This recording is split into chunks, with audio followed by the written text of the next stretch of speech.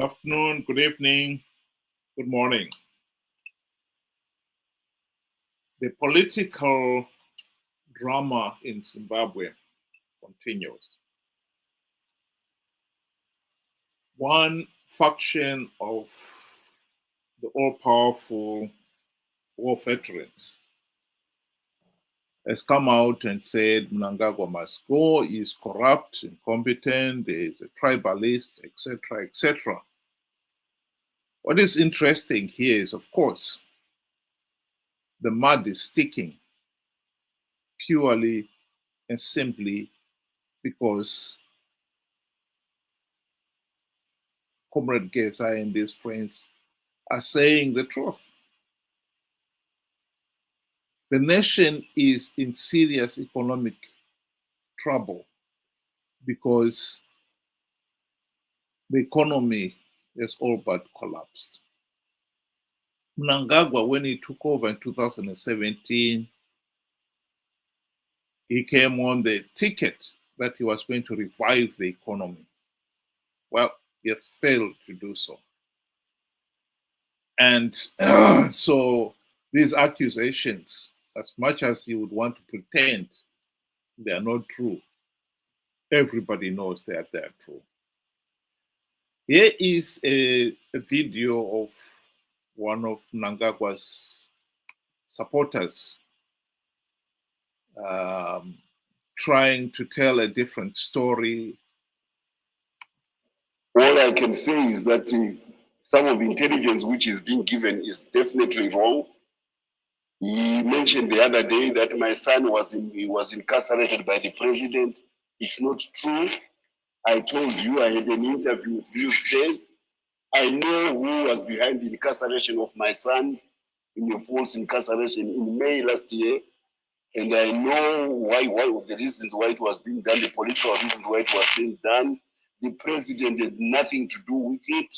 And he had to come back and undo that thing, but undo it in a manner which did not arouse the anxieties that he may be interfering with the judiciary.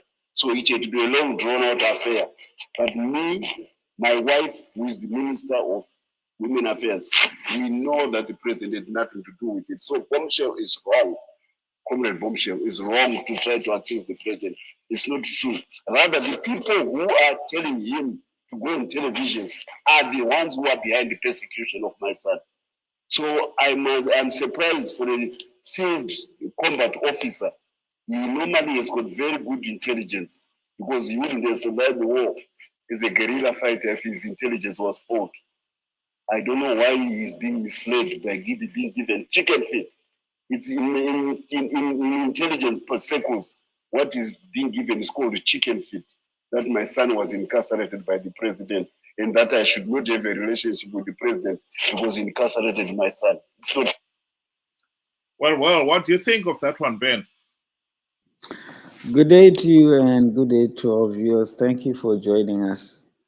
You know, what I call this is PR, trying to do damage control. But, the truth is out. And we know how Zanu PF operates. Firstly, I would want to say Zimbabwe is under a dictatorship. Zanu PF is a dictatorship. They don't have any way forward or any succession plan. That is the biggest problem that we have in Zimbabwe and within Zanu PF. So you find everybody within that organization plays their cards close to the chest. And, nobody knows what the other is thinking and what the other will do. So now we are at a situation where the situation within Zanu PF right now is at a boiling point.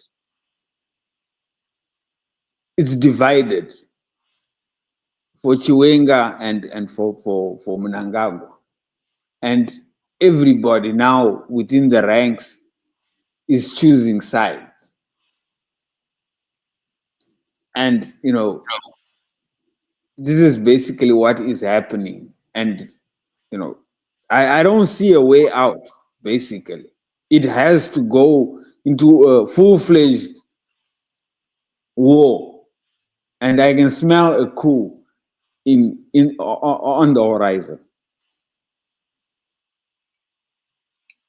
Well, I think what the take home from what this interview from Mtsangwa is that his son was incarcerated as a result of the factional war in the party. There had to be somebody in the party with the power to incarcerate Mtsangwa's son. And the second point to take home is that Mnangagwa interfered in that process to have the son released, but he had to do it in such a way that is not seen to be interfering with the judiciary. In other words, he's simply acknowledging that in Zimbabwe, we have got two political legal systems. One for the ordinary mortals, and the other one for the ruling elite who have got the connections. The son was arrested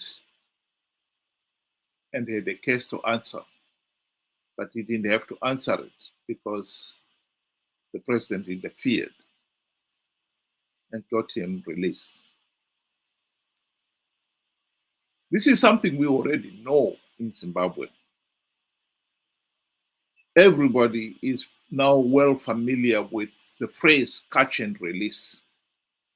Every so often, the regime dragnets will catch a big fish.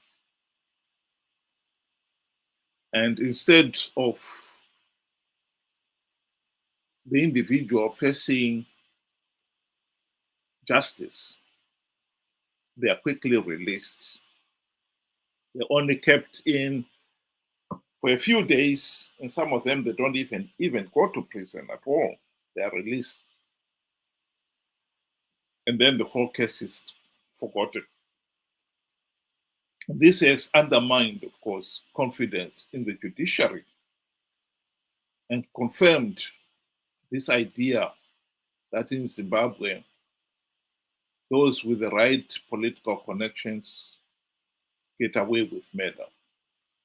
So the debt is coming out, basically. This is one of the things that is happening in the current factional war.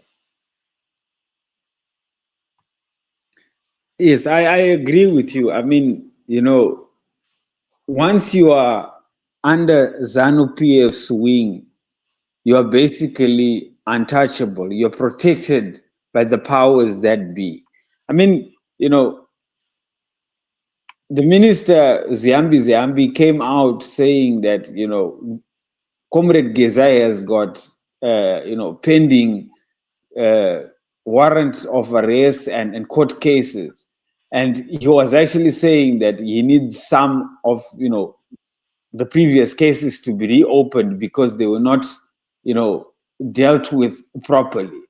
Which means, once you're under ZANU PF, you are safe. The moment you come out of the wing or sneak out of the wing, you are on your own, and they will persecute you. They will make sure, they open those court cases. He was on record saying that court cases, or they do not disappear, but I think they put them on a freeze. We have seen it with the presidential goat scheme. The two guys that were arrested, they were arrested because they wanted to expose the the real deal, what was happening within that scheme. And they found themselves out of the ZANU PF wing and arrested. So you are right to say Zanu PF is manipulating the law and the courts to suit and to protect their own. I mean, this is obvious with the, $500,000 that were given to the judges. What was it for if it was not a bribe? It just shows that everything Zanu PF is doing is illegal, and they will go. And a couple of days ago, I said Zanu PF solves problems in two ways. It's either they bribe you or they arrest you, or worse. Basically, that is how they solve conflict. And I don't know how this one is going to pan out, but it's just going to end tragic for some guys. Well, there was another interview that has been, another video that has been taking the rounds, and this is an interview with former Minister Xavier Kasukwere, in which he basically says that Mnangagwa has got to go because now that the war veterans have come out and say he must go, he has no choice because the war veterans wield a lot of political power. It's just a small snippet of that interview. You must learn, and like you said, okay, draw parallels 2018. Once Geza said it, who has reacted? There are certain institutions that must react and say, but you're out of line. But for him to occupy the news and talk to you, whether he had shoes or not, but put across a view that substantively has reason to be talked about in the country, and the powers that be cannot lift a finger. He talks about corruption, and that is buttressed by the vice president who was acting president when he spoke about the Ganandas. So you guess what Geza has said is not a joke. These are serious national issues. But the beauty about it is, it has been raised by a constituency which probably one would say they're the conscience of society. Some would argue that they're finished. I mean, they're past the afternoon of their lives. They don't have any soup in them anymore to carry this thing. There's nothing that is called finished in life. That's why ghosts can give you problems. A dead man can rise. It is what he said. Let's not talk about the mortality. Are the facts that Geza put across the real or not? Do you find them real? Of course, but is it not the fact that there's corruption in the country? I mean, when the president gets involved in stealing gods, money for gods, those two characters in prison, those youngsters who have been locked up for Moses and Moses, yeah, it's clear. It was a presidential God program. So when the president is given a seal to a process, and he has pictures with that God guy standing in State House, and from there they design a program of gods. And they are saying, no, the president took 8 million into his account. And the president, is quiet. It's as if it's a rumor. And he denies them there. He's not even denied it. He's just gone quiet. He thinks it's just a fact which will pass over. We'll stop there. Any comments on this interview, Ben? In as much as I don't support the guy that is saying, or the guy that is speaking, he's actually, telling the truth for a change. There is rampant corruption in Zimbabwe. And, Comrade Geza just became the catalyst to fully charge the circuit. And now, there are questions being asked. Why is this being done?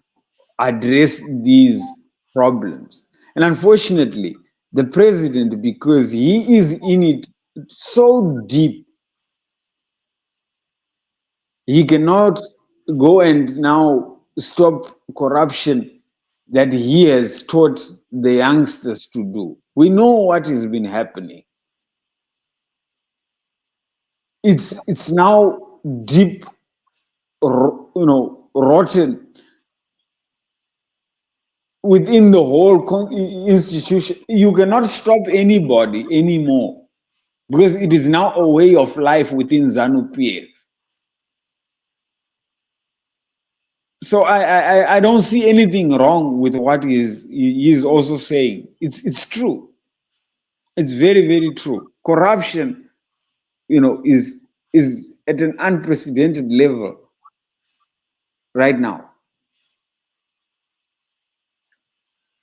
I agree. I think the second point that must be pointed out here is that, which Kasuko Ere, although I didn't play it in this clip, said is that once the war veterans said you must go, because the war veterans are a key player in Zimbabwe politics. I think that is very true. This point has been made several times. ZANU PF, soon after independence, created a de facto one-party state. And one of the ways Mugabe wanted to consolidate power was to brainwash the war veterans into believing that only ZANU PF is the party that can be trusted with the nation's destiny. Only ZANU PF leaders are competent to rule. This is why you have videos of high brass people in the army, the police, all coming out and saying, we are not going to salute somebody other than the ZANU PF leaders. This was deliberate. What is so special about being ZANU PF leader? Nothing. But the important thing is these people believed it. And some of them have been put in a position where they have to go along with that, or else they'll be left out in the cold. In fact, if the truth be said, Mugabe bribed even some of his own ZANU PF officials, leaders, fellow leaders. He pampered them with the trappings of high office, knowing that once they've accepted it, they will not be vocal about the dictatorship. And this is at the heart of why Zimbabwe is a failed state. We have got all these players who have been bribed, congealed, or threatened, coerced, whatever, to believe in this one-party state. And they've all been serving it.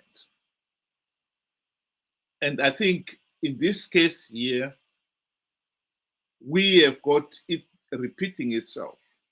As much as Geza and others are saying Mnangagwa is corrupt, they cannot deny that they themselves played a role in imposing Mnangagwa on the nation. And worse still, they are looking at imposing Chiwenga as replacement. So we're just going round and round in circles here.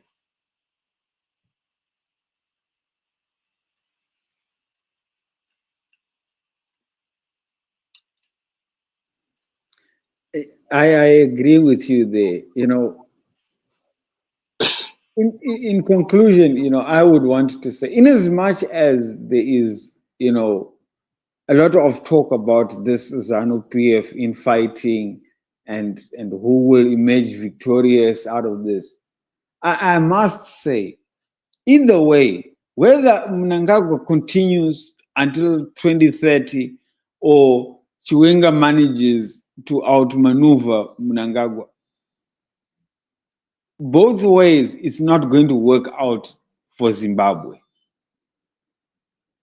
We have two characters that are just the same.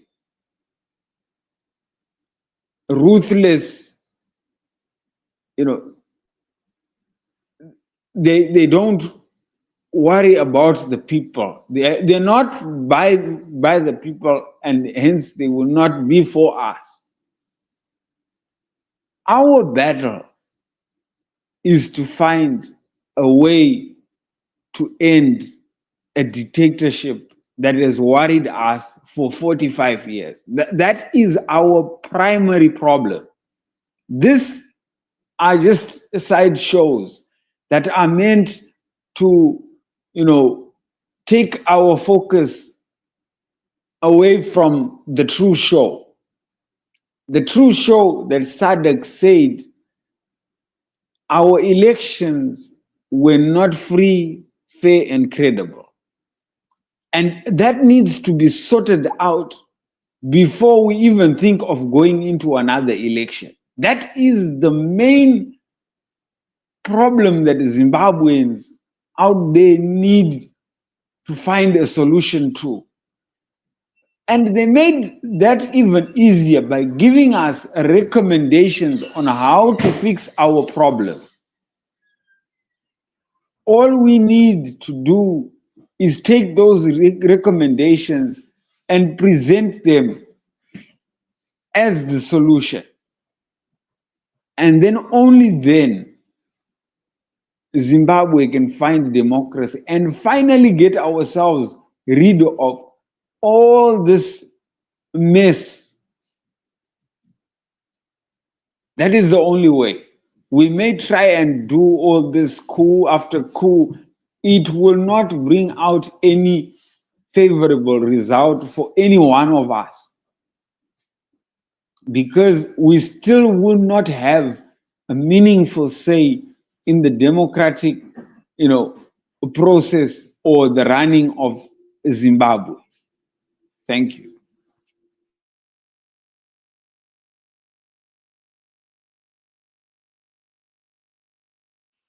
What we should remember here is the likes of Xavier Kasukuwere are looking at this and applauding the likes of Keza and everyone, because he sees it as an opportunity for him to tell Keza and others and the rest of the country that the 2017 military coup booted out the wrong people out of office. They should have booted out Mnangagwa and this gang, not the G40s. Some people have said, no, people of Zimbabwe know that Kasukuwere and company were equally corrupt and they were involved in the tyrannical coup, and people have reminded Kasukuwere of his role in the 2008 runner-up, the violence, the Operation Mapotera Papi, and so forth. It's all true. But as long as we accept a political system in which The war veterans have the veto. Blessed Geza and his friends have the veto. And in this particular case, since they are the ones spearheading this change of the guard, they will feel they have got the right to decide who is going to replace Mnangagwa. And so we should not be surprised at all if Kasukuwere and many of the G40 leaders are back. But this underlines the problem that we've been mentioning all along, that we are only recycling the same dead wood and not solving the problem at all. And the reason why we are recycling the same dead wood is because we have allowed our political system to be corrupted and create this situation in which the war veterans, a select few, have the veto on who governs the country. The solution is to end this failed system. Those war veterans who have been brainwashed into believing that ZANU-PF is the only party of government, ZANU-PF leaders are the only ones who could be trusted with ruling the country, must accept that that was a big mistake and must be changed. And the only sure way of changing it is that we change the system so that we restore the power, the rights and freedoms of all Zimbabweans, including the right of every Zimbabwean to have a meaningful say in the governance of the country. Elections are truly free, fair, and credible. And the mandate to rule comes only from the people in a true, free, fair, and credible election. There is nothing mystical about that. It is common sense. Free, fair, and credible election is more than just a right. It is the essence of good governance.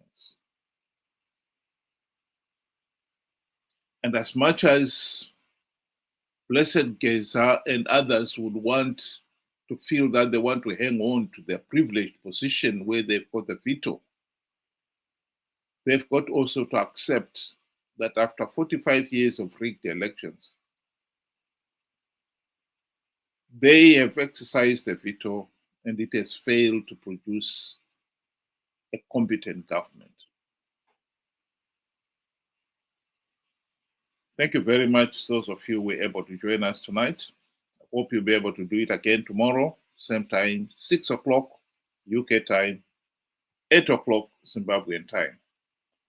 And in future, if you want to join us in the discussion, we will put the link on the comment section, and they are most welcome to join us. And if we in any way should forget, please remind us to put the link if you want to join us. So, Benjamin, thank you very much. And for the listeners, thank you again for joining us today, and hope you'll be able to join us again tomorrow. Good night. Thank you. Good night.